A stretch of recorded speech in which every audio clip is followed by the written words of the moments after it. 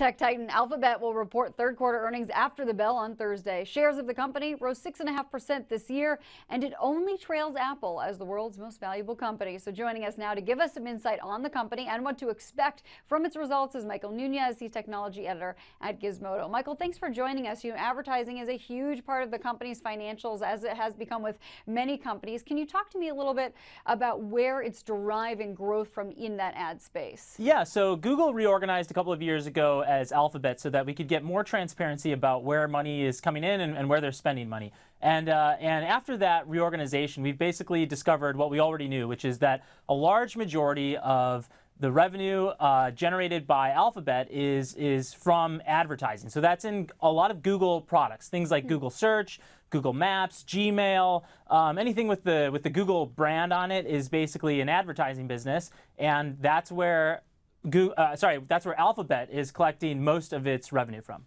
It's so interesting. There are just so many things that the company is involved in. So what about some of those other projects like Nest and Google Fiber, among others? I mean, what's the outlook for those businesses? I know we focus a lot on the search product. Yeah, it's a great question, and I think it's something that a lot of analysts and technologists are going to be following during today's report. So, there have been a lot of really high-profile departures over the past couple of months from those other divisions. Things like Nest losing the creator Tony Fadell, or even recently Google Fiber lost its chief technologist. So these other bets are losing a lot of their leaders, and I think I think people that are watching the long-term growth of Alphabet are basically going to be waiting for answers during today's earnings call.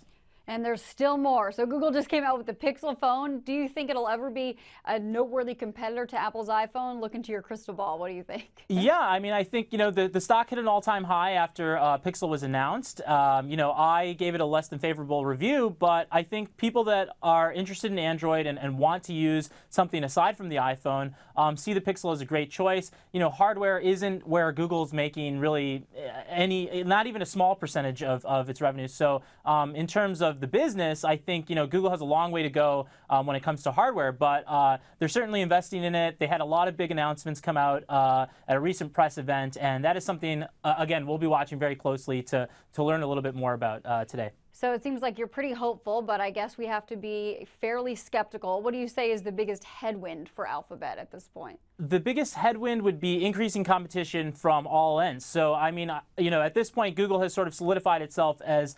a preeminent advertising company when it comes to the mobile industry. But I think the headwinds will be in all of its other businesses. So things like self-driving cars, things like the smart home, and all of the other investments that Google has made across all of these different products. I think people are going to be combing through that with a fine-tooth comb and basically looking for